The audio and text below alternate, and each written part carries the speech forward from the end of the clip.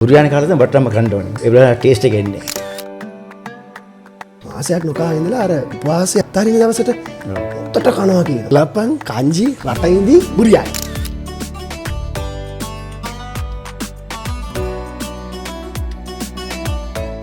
හයි මං හිතනවා හැමෝම හොඳින් ඉන්නවා ඇති කියලා. මං කතා කරන්න ලෑස්ති වෙන්නේ ලංකාවේ ඉන්න දැවැන්ත චරිතයක් එක්ක. ප්‍රධාන චරිතයක් එක්කලා. හැබැයි කතා කරන්නේ වෙනදට අපි එතුමත් එක්ක කතා කරන එයත් එක්ක කතා කරන දේවල් ගැන නෙමෙයි. අන්න එක තමයි මෙතන තියෙන විශේෂත්වය. ෆෞසල් හමීඩ් මහත්මයා ඉන්නවා අපිත් එක්කලා. හමීඩියා ව්‍යාපාරයේ මැනේජින් ඩිරෙක්ටර්. අයිබෝන් කියන්නද නැත්නම් දෙකම කිව්වා. අස්ලාම් අලයිකුම්. අස්ලාම් අලයිකුම් කියන්නද කොහොම කිව්වත් හොඳයි නේද? මම දෙකම කිව්වා. දැන් මේ රාමදාන් මාසේ රාමදාන් උපවාසය අපි ගොඩක් වෙලාවට නිතර ඇහෙන වචනයක්. හැබැයි සමහර දේවල් අපි දන්නේ නැහැ. කෑම ගැන තමයි අද මාත් එක්ක කතා කරන්න ඕනේ. කතා කරමුද? අනිවාර්යයෙන්. වැඩිම කන්න කැමති මොනවාද? මම ඇත්තට මේ කැමති හෙල්දි ෆුඩ් තමයි. නමුත් නෝබි කාලේට මෙනු එක පොඩ්ඩක් චේන්ජ් වෙනවා. නෝබි කාලේ නැස. සාමාන්‍යයෙන් දැන් ගොඩක් වෙලාවට අපි අහලා තියෙන දෙයක් තමයි රාමදාන් මාසේ උපවාසය කරනවානේ. අපි කියන්නේ නෝම්බි අල්ලනවා කියලා. නෝම්බි අල්ලලා මාසයක්ම නොකා ඉඳලා අර උපවාසය අත්හරින දවසට මුත්තට කනවා කියනවා. කොහොමද මේක බැලන්ස් කරගන්නේ? මේමයි සාමාන්‍ය කට්ටියට හිතනවා මේ කන්න පුළුවන් කියලා. එම කන්න බෑ එක පාටම. ඒ කියන්නේ මේ දැන් ඒ කියන්නේ මේ දැන් බඩගින්න ඉඳලා අපිට හිතනවානේ බඩගින්න කියන්නේ ෆාස්ටිං කළා. ඒ කියන්නේ නැත්නම් උපවාසය කරලා එකපාර කන්න ගියාම කන්න බෑ. බෑ. ඒ කියන්නේ සමහරට කන්න පුළුවන්. දැන් අපිට නම් බෑ. සමහර ඒ කියන්නේ සමහර යං එක්කෙනෙක්ට පුළුවන් ඒ වගේ කන්න. ඒ කියන්නේ අර දවස් 30ක් නෝම්බි අල්ලලා එක පාටම අර අපේ සිස්ටම් එක කොහොමද හදන්න ඕනයිමත්. ඒ කියන්නේ නෝම්බි අල්ලලා එක පාටම ඉච්චර දෙයක් කන්න බෑ. සමහර මිනිස්සු කනව නෑ කියන්නේ.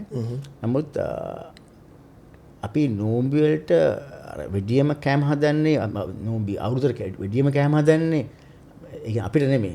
ඒක අනිත් අයට. එතන තමයි ඇත්ත කතාව. ඒ කියන්නේ මේ නෝම්බියට අපි එච්චර කන්න බෑ. ඒ කියන්නේ මේ උදේ 4 දින කොච්චර කන්න උදේ පාන්දරේ කෑමක් ගන්න බෑ. ඒකට පොඩි සීමාවක් තියෙන කන්න. අන්න ඒක චුට්ටක් කතා කරමුකෝ. දැන් ඔයා කිව්වා මේ අපි මේක කරන්නේ අනිත් අය වෙනුවෙන් කියලා. ඒ කියන්නේ තව කෙනෙක් වෙනුවෙන් කියලා. මොකක්ද ඒක බේස් වෙන්නේ කොහොමද? දැන් අපේ නෑදෑලා යනවා අවුරුද්දට යාළුවෝ එනවා අවුරුද්දට ගමේ කට්ටිය ඉන්න දන්න කට්ටිය යනවා අවුරුද්දට.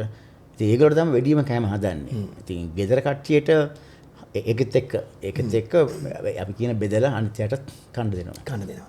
දැන් මේ උපවාසයේ පටන් ගද්දී උදේ පාන්දර අපි මුලින්ම කෑම අරගෙන උපවාසයේ පටන් ගන්නේ සහ ඒ බඩගින්න ඉන්නවා කියන්නේ ඒ බඩගින්න අපිට දැනෙන දේ කෑම නැති කෙනාටත් ඒ විදිහටම දැනෙනවා කියන දේනේ. අනිවාර්යයෙන්ම ඒක තමයි. එතකොට ඒ කියන්නේ කෑම කන්න නැති සමහරට දුප්පත් වෙන්න පුළුවන්. නැත්නම් කෑම ගන්න පුළුවන් කමක් නැති වෙන්න පුළුවන්. මේ වගේ පරිසර තත්ත්වයන් ඉන්න කෙනෙකුට කොයි විදිහටද මේ බඩගින්න දැනෙන්නේ කියන එක ඒක තමයි ඇත්ත කතාව. සාමාන්‍යයෙන් පුංචි කාලේ ඉඳන්ම පටන් ගන්නවද කොහොමද? ඔව් සාමාන්‍ය අවුරුදු 7 ඉඳලා පටන් ගන්න පුළුවන්. පොඩි කාලේ අම්මලා ඉතින් අපි පුෂ් කරනවා නෝබි අල්ලන්න කියලා. සමහර නෝබි භාගයක් අල්ලලා තියෙන පොඩි කාලේ. එහෙම ඉතින් පුරුදු වුණාට පස්සේ ඒක කිසිම ගාණක් නැහැ. ෆෞසල් හමීඩ් කියන කැරක්ටර් එක සාමාන්‍යයෙන් අර දියුණු වෙන්න බලාගෙන ඉන්න කොල්ලෝ කෙල්ලෝ ඉන්නවනේ. සමහර අයට හරි රෝල් මොඩල් එකක්. එතකොට දැන් ඔබ කියන දේවල් ගොඩක් වෙලාවට අහලා ඒ විදිහට ජීවිතේ ජය ගන්න, එහෙම නැත්නම් තමන්ගේ ව්‍යාපාර දියුණු කරගන්න, එහෙම මොටිවේෂන් එකක් ගන්න ගොඩක් කට්ටිය බලාගෙන ඉන්නවා. ඒ අයට කියන්න බලන්න දැන් මේ රාමදාන් මාසේ හරි. දැන් උපවාසිත කරනවා. එක්සර්සයිස් එහෙම කරන්න බැරුව ඇතිනේ. නෑ පුළුවන්. අනිවාර්යෙන් පුළුවන්. මං හිතන්නේ. මම කරනවා හැමදාම. මෙච්චර බිස්නස් වැඩක් කරන ගමන් ඔව් උදේට මම එක්සර්සයිස් කරනකොට කවදා රසවට යන්නේ නැහැ. ඒක කියන්නේ මගේ ස්ට්‍රෙස් එකට ඒක තමයි බෙස්ට්. අනිවාර්යයෙන්ම. කොච්චර වෙලාවක් වගේ සාමාන්‍යයෙන් 30 minutes stretching. මේ දවස්වල no minutes එච්චර නෑ. නැත්තම් මම මේ යනවා ජිම් යනවා ජොග් කරනවා ෆුට්බෝල් ගන්නවා.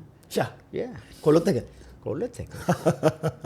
ඕන දෙයක් කරන්න ඔට්ටු අනිවාර්යයෙන්ම. සමහරවිට කියනවානේ දැන් මේ බිස්නස් කරන අය මේ මහන්සිලා වැඩ කරනවා සෑහෙන මයින්ඩ් එක යූස් කරලා වැඩ කරනවා.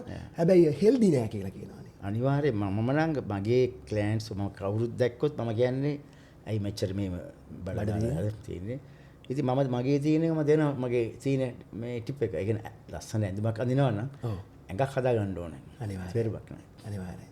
ඒ කියන්නේ ලස්සන ඇඳුමක් අඳින්න නම් ලස්සනට ඉන්න ඕනේ. අනිවාර්යයෙන්. හෙල්දි කන්න බොන්න ඕනේ. කන්න ඕනේ. අනිවාර්යයෙන්ම ඒ ෆිට් එක තියාගෙන වැඩ කරන්න ඕනේ. අනිවාර්යයෙන්. දැන් මේ රාමදාන් මාසයට දැන් මේ උපවාස කරන කාලෙට දැන් අර කලින් කිව්වාගේ පොඩි ඩයට් එකක් තියෙනවා මීල් ප්ලෑන් එකක් තියෙනවානේ. ඒක ඒ විදිහටම කරන්න බැරි වෙන එක ඇතුලේ අර ෆිට් එක අඩු වෙනවා ගතියක් එහෙම නැහැ. නෑ. වැඩ කරන්න කිසිම අපහසුවක් නැහැ. මෙහෙමයි අපි පුරුදු වෙලා ඉන්නේ. ඉතින් අර කෑම හරියට බැලන්ස් කරලා මේ දැන් මම නම් ෆිට්නස් එක තියාගන්නවා. ඒ ෆිට්නස් තමයි මාව ගෙනියන්නේ. කෑම නෙමෙයි. කෑම බැලන්ස් වෙනවා. ඔන්න මම මතක නිකන් හිතන්නේ දැන් පොඩි කොල්ලෙක් හරිද පොඩි කොල්ලෙක් කාලේ වැඩියෙන්ම කන්න ආස වටලප්පන් ඔව් අනිවාර්යයෙන්. කංජි නෑ මට එකක් තෝරන්න ඕනේ වටලප්පන් කංජි රටයින්දි බුරියතුනේ බුරියානි හරි බිරියානි මේ හතරෙන් මොනවටද වැඩිපුර මාස මම ඇත්තට කියන වටලා මාසයි. නමුත් බුරියානි කාලේ තමයි වටලම කන්න ඕනේ. බිරියානි කාලා ඒ වල ටේස්ට් එක එන්නේ. හැබැයි ගොඩක් අය කියනවානේ රටයින්දි ටැක් දෙයක් රටයින්දි ඒක නෝම්බි වලට. නෝම්බි අරින්නේ රටින්දී. රටයින්දි වැඩ නැත්තම් බිරියානි තමයි අර වටලාපන් ඇත්තට ටේස්ට් එක එන්නේ බුරියානි කාලා තමයි වටලම කන්න ඕනේ. ඒකට තමයි අර ඒක හරියට සෙට් වෙන්නේ. දැන් ව්‍යාපාර කටයුතු කරනවා තමන්ගේ වැඩ කටයුතු කරනවා ඒ කරන ගමන් දැන් මං ආයි අහනවා වටලප්පන් බිරියානි රටයින්දි කංජි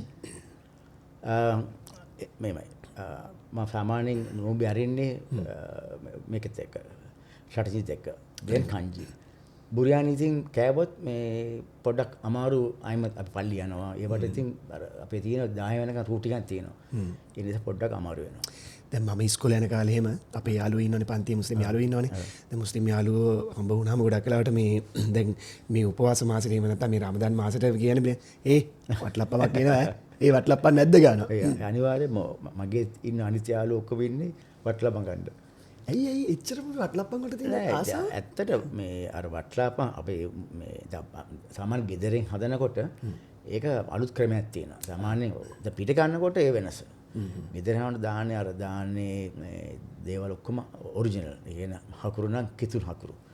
ඒ වගේ දාලා හදනකොට ඒක අර ඇඟෙන්ම හදන්නේ බොක්කෙන් කියලා කියනවනේ. ඒක ටේස්ට් එක එනවා. ජීවිතේ කාපු රසම වටලප්පම හැදුවේ කවුද? මම ඉතින් මගේ අම්මා. අම්මාද වඩා. ඒකට ගහන්න ආයෙත් ඒ වැඩ ගහන්න නෑ. මේ මෙමරිස් ජීවිතේ හැමදාම තියෙනවානේ. අනිවාර්යයෙන්ම. කවදාවත් ඒක අමතක වෙන්නේ නැහැ. සමහර දේවල් තියෙනවා අපිට ඒ කෑමත් එක්ක අපිට ඒ ආදරය, ඒ රසය හැමදේම ආපහු මතක් කරලා දෙනවා. මේ මෙමරිස් කවදාවත් අපේ ජීවිතෙන් ඈත් වෙන්නේ නැහැ. ඒ දේවල් හැමදේම අපිට මේ අපේ මෙමරිස් අලුත් කර කර අපි ඉස්සරහට අරගෙන යනවා. ඉතින් මේ දැන් රමදාන් කාලේට මේ ගොඩක් වෙලාවට උත්සාහ කරනවානේ අපි ගාව තියෙන දේවල් තව කෙනෙකුට බෙදා හදා ගන්න. මොකද්ද එහෙම වෙන්නේ? ඇයි එහෙම කරන්නේ? ඒක ඇත්තට රම්දාන් කියන්නේ ඒකයි. අපි දුප්පත් මිනිස්සු හිතනවා.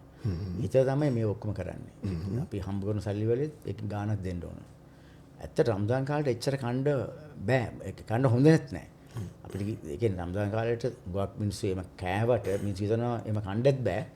එම කන්නත් හොඳත් නැහැ. ඒ කියන්නේ කන එක සීමාවක් තියෙනවා. ඔව්. ඒක සාමාන්‍ය සිම්පල් කෑමක් කන්න ඕන අපි. දැන් රමදාන් කාලේට දැන් අපි උපයනවනේ. අපි මහන්සියලා හම්බ කරනවා. ඒ කාලේට අපි කෑම බීම විතරක් නෙමෙයි අනිත් දේවල් වලුත් නැති බැරියට උදව් කරනවානේ. අනිවාර්යයෙන්. හැම කෙනෙක්ම. හැම කෙනෙක්ම. ඒක අපේ ආගම කියලා තියෙන්නේ 100ට ගාණක් තියෙනවා. ඒ ගාණ දෙන්න ඕන. අනිවාර්යයෙන්ම දෙන්න ඕනේ. ඒක හැම කෙනෙක්ම කරනවානේ. අනිවාර්යයෙන්. අම්මා හදපු වටලප්පමත් රහයි. අම්මා හදන බිරියානි එකත් රහයි. වයිෆ් ගැන නම් තාම කිව්වේ නෑ අද ගෙදර යනවාද මොකද කියලා මම කල්පනා කරේ. ගෙදර කෑම කොහොමද? එයාත් එක්ස්පර්ට්. එයාටත් පුළුවන්. ගෙදර පවුලේ අයට කෑම ලෑස්ති කරන ඉෆ්තාරයකට දැන් අපි හිතමුකෝ දැන් අපි මේ අදත් අපි හැමෝම එකතු වෙලා ඒක කියන්නත් ඕනේ.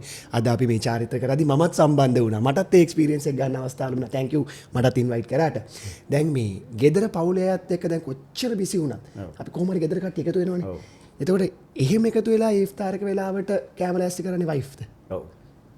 ඒක අපි මෙයා කරනවා. අනිවාර්යයෙන්.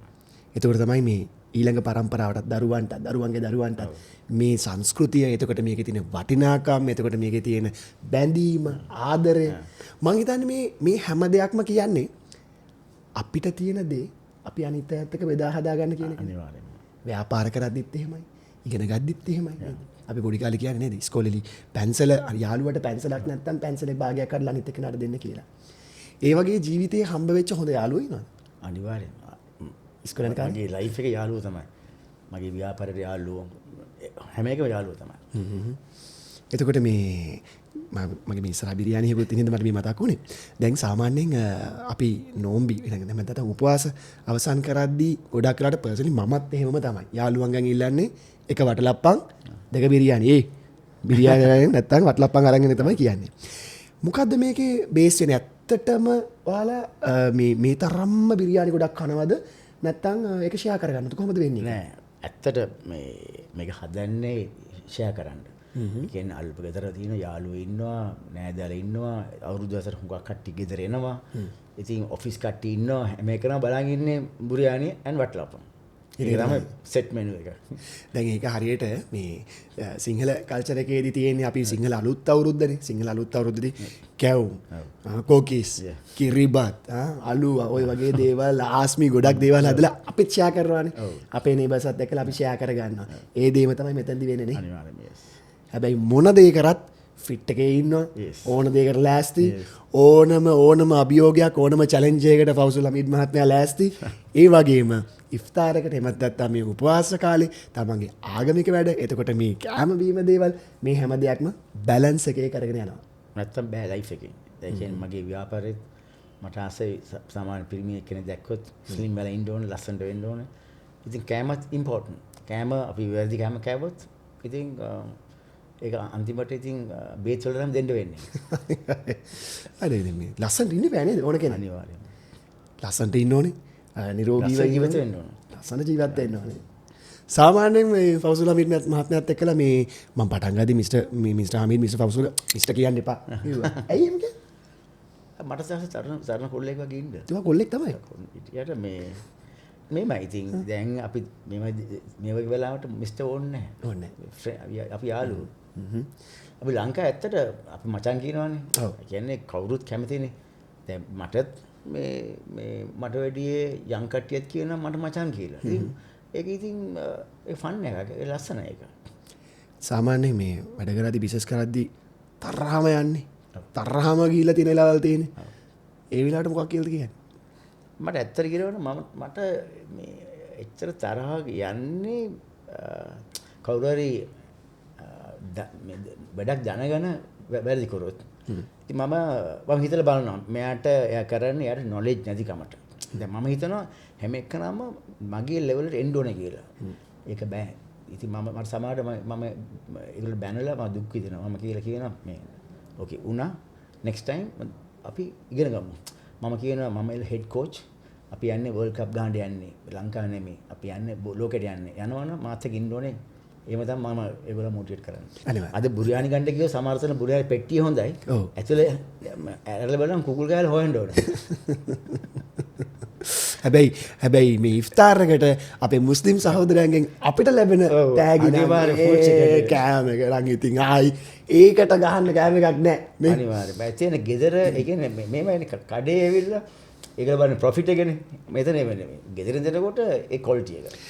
දැන් එතකොට මේ අර උපවාසයේ අවසන් කරන දවසට මං එන්න ඕන කොහාටද? ගෙදරටද නැත්නම් පල්ලියේ පැත්තටද නැත්නම් හමීඩියගේ පැත්තටද මං එන්න ඕනේ? ගෙදර ඕපන් හවුස් එන්න පුළුවන්. ඕනෙකට එන්න පුළුවන්. එදාට no appointments. එදාට හැම කෙනෙක් එකම බෙදා හදා ගන්න. මම හිතන්නේ අපි මිනිස්සු වුණාම ජීවත් වෙනවා කියන්නේ ඔන්න ඔකට තමයිනේ. බිස්නස් වලදීත් එහෙමයි, ජීවිතේදීත් එහෙමයි, යාළුවෝ ආශ්‍රය කරද්දීත් එහෙමයි, පවුලයත් එක්ක ඉද්දීත් එහෙමයි. මෙන්න මේ සුහදත්වය සහ මේ කැපවීම මේ හැම දෙයක් එක්කම මේ රාමසාන් මාසේ එහෙම නැත්නම් මේ රාමදාන් මාසේ අපි හැමදේම හැමෝත් එක්කම බෙදා හදාගෙන සතුටින් ජීවත් වෙමු. බොහොම ස්තුතියි එකතුණා.